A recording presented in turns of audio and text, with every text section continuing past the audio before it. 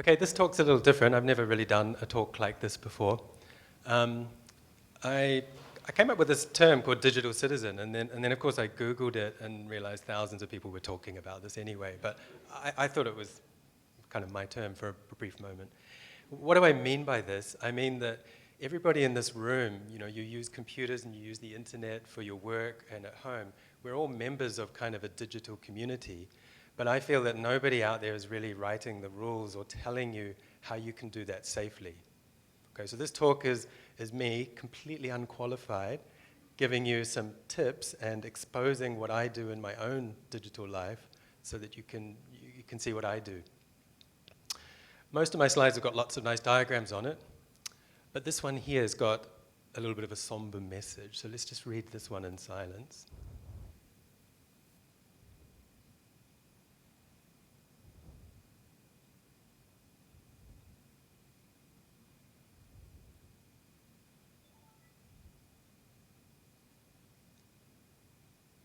So this is identity theft. I'm sure you've all heard of it.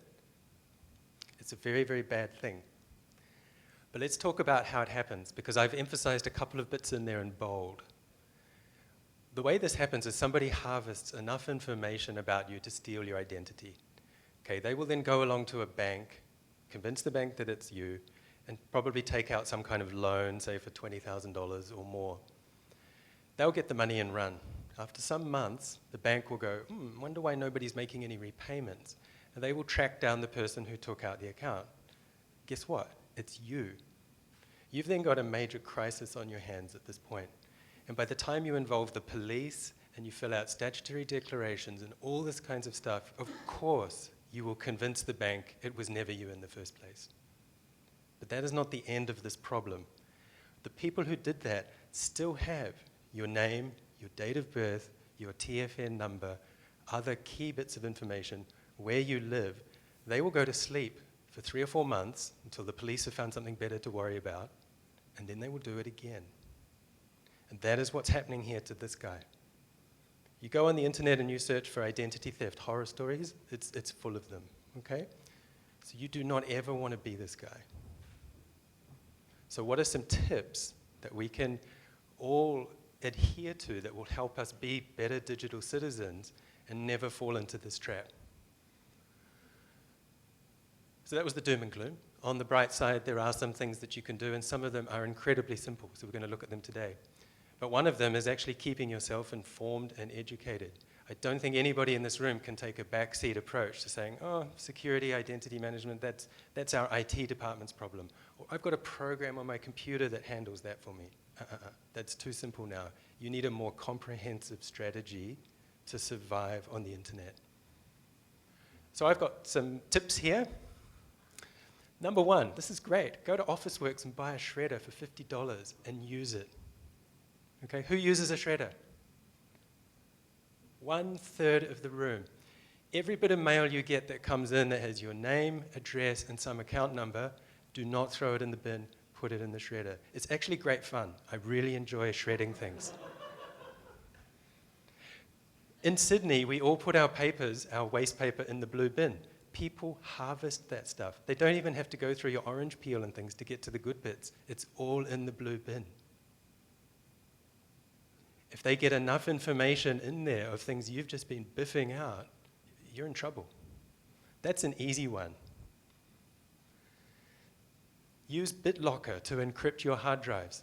BitLocker is a Windows product. It's part of Windows operating system. It's an encryption at rest strategy. I'm going to show you a couple of slides in a minute about why you need this and why this is so simple to do, and you should all skip the drinks and go and do this. The next one is the most annoying one on the whole of the internet. Use strong passwords. Everybody tells you to do it. Nobody tells you how to make a strong password or how to manage that practically.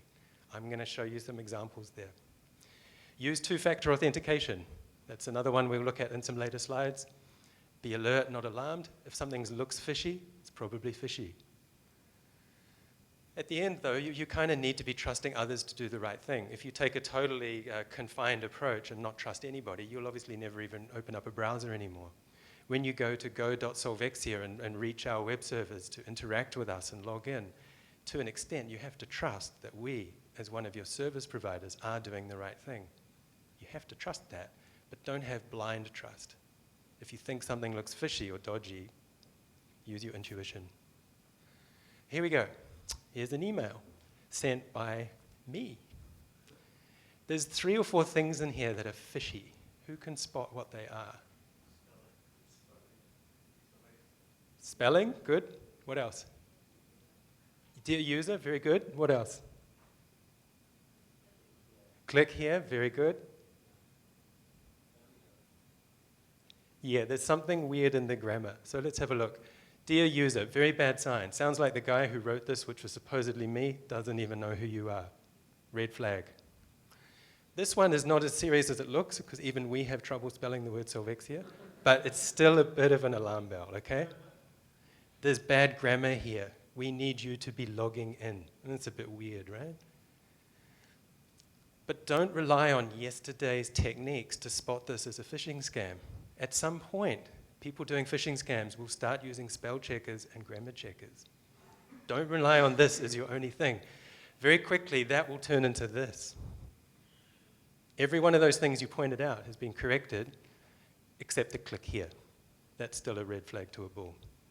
Okay, it doesn't have a Solvexia logo. Well, I can get that off the internet in 10 seconds. It doesn't have my mobile phone number. That's probably on our website as well. So I could make this look more and more convincing quite quickly. You need to use, we can do so many things as a company to ensure your safety. We have no control of what comes over into your inbox. So this is where I said before, you need to educate yourselves and stay informed to be alert to this kind of thing. BitLocker. Why do you need BitLocker? Here's a scenario up here. We've got a person who says, but I've got a really strong Windows password on my laptop. There you go, you can see it on the screen there. If I was to lose my laptop or leave it on the bus or the train, I don't really care. Nobody's ever going to guess that password. It's so strong. So this person's pretty proud of that. It doesn't work like that. If you leave that on a bus or a train, or somebody breaks into your car or in your home and steals that, they're not even going to spend 1 second trying to guess your Windows password. They're going to take your hard drive, rip it out, and attach it as a second hard drive to a running computer, and they will have an E drive and an F drive in about 2 minutes. Every file you've ever had on that hard drive will be available to them.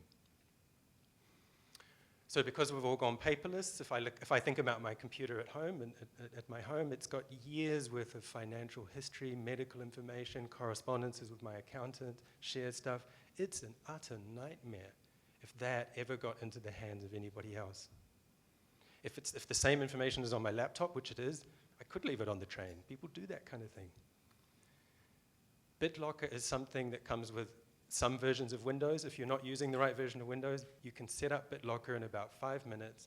And what BitLocker is, it's an encryption at rest solution. So everything on your hard drive will be encrypted. If somebody rips that hard drive out and tries to read it on another computer, they will get absolutely nowhere. So there's 2 solutions already. A shredder and something like BitLocker are already increasing your safety on the internet. I thought this part would be fun. I think a lot of people talk about security in a really abstract way, and I thought, why don't I just disclose my entire digital life on the screen? Because people are nosy. I'm sure that's kind of interesting. But I'm quite security conscious, so I'll just change my name to Phil. And I went out and I thought, well, you know, compared to 10 years ago, how many companies am I interacting with now in my personal life to just live and exist on the internet? And I came up with that many. So I'm not quite so silly to tell you the names of my banks and that kind of thing. So I've just said bank 3, credit card 1. But then there's heaps of other things on here where I'm telling you exactly what I've got. Because when I think about it, it's exactly what you've got. You've all got Opal cards and e-tags. You've probably got Qantas Air Points. You've got probably an Apple ID and Facebook, some health insurance thing. That's 50 accounts I need to log into from time to time. How do I do that? I've got to have a username and a password. So the answer is really simple, right? I just need a strong password. But I've got 50 accounts. And this is where I think there's not a lot of advice coming through on the internet about how do you deal with this problem practically.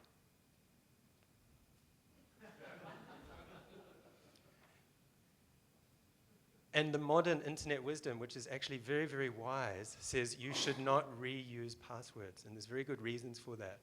So if you're left with 50 accounts and not reusing passwords, what are you left with? As I see it, you've got two broad options. You can use a thing called a password manager. There's 4 commercial products there. Some people love this, some people hate it. Okay? But those products, they act as a tiny little program that runs on your computer, and it's like a little miniature database. Inside of there, strongly encrypted, will be all your 50 passwords to everything. Okay? Like I say, some people like that, some people don't. I've come up with another term that I use, and I call it pragmatic password reuse. What I mean by that is that you can reuse your passwords carefully on the internet as long as you understand the risks of doing so. And you need to act immediately if there's any problems. So what I did is I took those 50 accounts and I separated them into what I call tier 1, 2, and 3.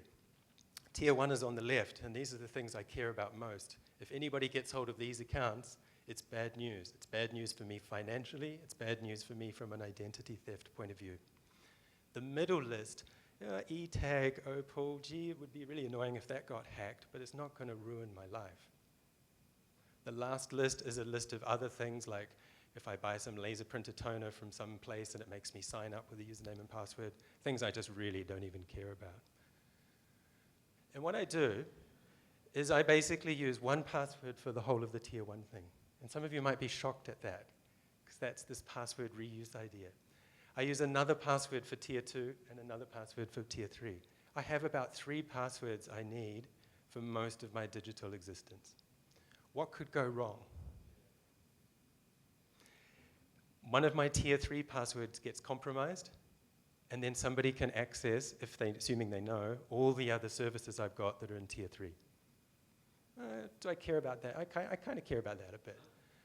Somebody gets hold of one of my tier 2 passwords. All my tier 2 services can be accessed. Okay, I'm getting more worried now. And then obviously the last one, if somebody gets hold of a tier 1 password, I'm really worried, because this is bad news. What's the anatomy of an attack? I'm assuming my password is quite strong. I don't think anybody's going to kind of brute force it or guess it. What I care about is data breaches.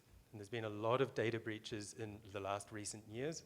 One of the most prolific ones was Adobe in 2013. 153 million user accounts got leaked out of their systems and made public on the internet. That is what you need to worry about. It's happened to Sony, it's happened to Vodafone, every high-profile company, not every, but there's no exemption to this, okay? So an attacker gets a data breach. Your email address, if you use that company, will be in the data breach.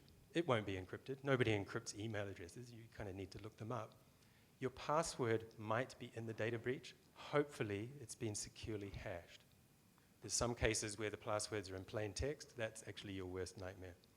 But hopefully, it's been securely hashed. The hackers will break that eventually, but that will take them quite a lot of time to break the hashing. But once they have, and they've got your email address and your password, probably using a robot, they'll just go out and scan 100 high-value websites, assuming that you might have used the same combination. So this is your worst nightmare.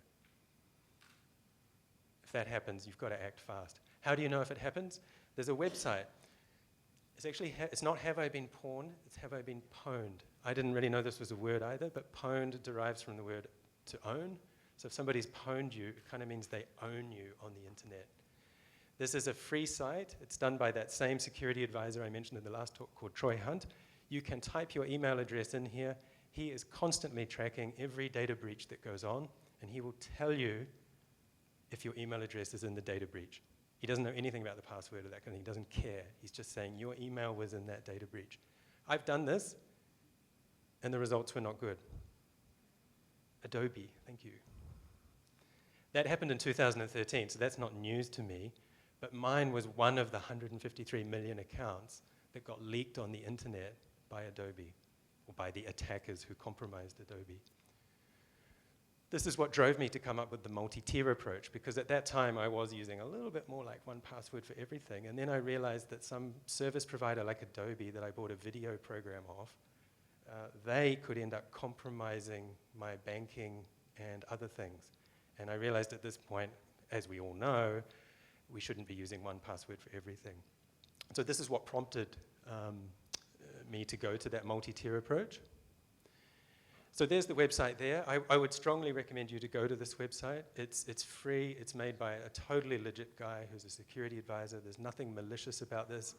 Go to Have I Been Pwned.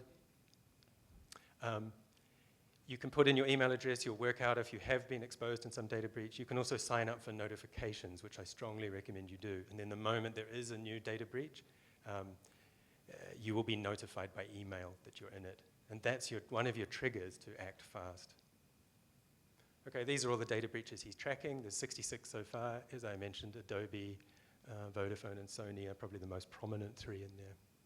What else can you do to stay safe? Two-factor authentication. There's different variations of this. What you see on the iPhone there is a sequence of cycling numbers. You can regard it as totally identical to those key rings that Westpac or other banks might have given you. It offers an exceptional level of security. For me, my strategy is that I have two-factor authentication turned on for all of these things. My Google account, my Microsoft account, Dropbox, WordPress, and Slack. So to get into any of those online services for me, I need my password, my email address, and a number that only lasts for 30 seconds. My strategy is to add as many more to that list as I can. Okay, because once you set things up this way, somebody cannot get into your accounts anymore with an email address and a password. If you're wondering what the difference between the app and the keyring is, it's basically that. The app, you can register lots and lots of accounts, and they just appear as different numbers. If you wanted the same approach with the actual secure ID device, your keyring would look like that. There's another tip you can do. You can use a service provider you trust, like Google, assuming you trust Google. I trust them more than Facebook and some of the other providers. You can use those to secure some of your other accounts. So what I'm showing here is that for me, things like Trello, Slack, some forum reader, and an RSS reader, I use Google as my account to log into these organizations. And what we saw before is my Google account already has two-factor authentication on it. So if you wanted to try and log into my Trello account or my Slack account, you would need an email address, a password, and a number, this 30-second lifetime number again. But actually, Slack doesn't even know my password. It's just handing the problem off to Google to say, Google, can you please authenticate this person for me? So you pick up a lot of momentum here in terms of staying safe by taking a lot of your accounts and saying, I want something like Google to be the authentication provider for that. It's an option you'll often see when you sign up for some new kind of service, and I think it's a really good option, and I would strongly recommend you to do that. Okay, passwords. These tips are contentious. Okay, so you might love or hate these. One idea is to find a piece of literature that has stuck with you, and from that you can make an amazing password. Here's one here. I can remember that because of this sentence. Age is my alarm clock, the old man said. Why do old men wake so early? Is it to have one longer day? Does anybody recognize that?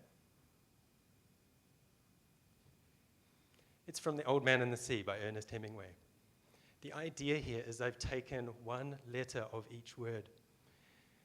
As long as that sentence resonates with me and I like it for some reason and I feel like wherever I am in the world I could remember that, if you throw in the middle of it the birthday of your cat and a few capitalizations and other symbols, you can make for yourself a pretty strong password.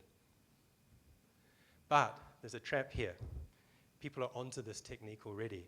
Can anybody recognize what that might be and why it might be a terrible choice? You're very good, very good. I was going to prompt you because I thought the room would be silent, so I was going to prompt you. Exactly.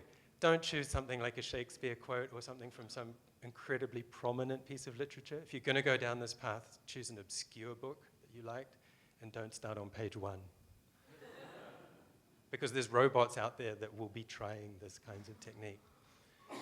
But I think if you can deal with those two issues, I actually think this is quite a good strategy.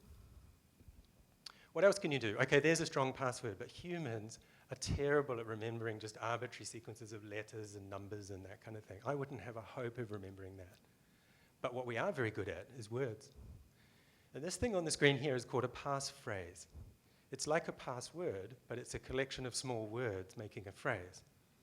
So limes, shades, bunk, odious, leech, 1506. Okay, it's still kind of weird, but I've got a much better chance of remembering that if I, rehearse it a few times than I do anything on the top. And what's cool about passphrases is they've been proven by some maths nerds to be as secure as passwords. And because I'm a math nerd, I'm going to show you why that is. Up the top here is a 3-letter password.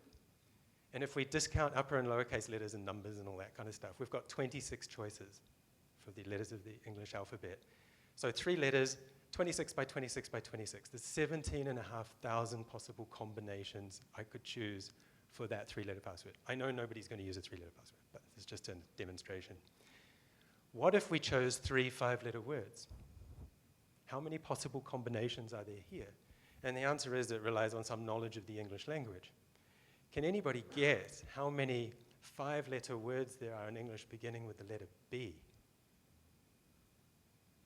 Throw some numbers at me. Whoa, throw a different number. 5,000? 200 here? 300? Okay, there's the answer. There's actually 700 words in English that are 5 letters long. If you extend that to the whole alphabet, there's actually 8,000 words in the English language that are 5 letters overall. So if you now take 8,000 combinations for the first word, and the second word, and the third word, you're up to 512 billion combinations. So it's not a direct apple for apple comparison between the 3-letter password, but it does illustrate that this passphrase idea has quite a lot of merit. Yeah, upper and lowercase would strengthen it even further. Okay, that's the end of my talk. Takeaways. So being a good digital citizen is hard, and I'm sad to say it's getting harder. It's not getting easier. You need to be super vigilant to identity theft chances, phishing, and social engineering. Stay educated and informed, and review your own digital survival strategy. Last year's great tip might be just totally dead by now, so this kind of stuff is totally in flux. Buy yourself a shredder, use BitLocker, use 2-factor authentication, link some online services to another service you really trust, use strong passwords, sign up to Have I Been Pwned so you can be alerted about a data breach that might affect you. These ones are the contentious ones, so I put them at the end. Consider a password manager if you think that works for you. Consider pragmatically reusing your password if you think that works for you and you can make that safe. Consider passphrases instead of passwords. And maybe consider literature to help you come up with a strong password. That's it.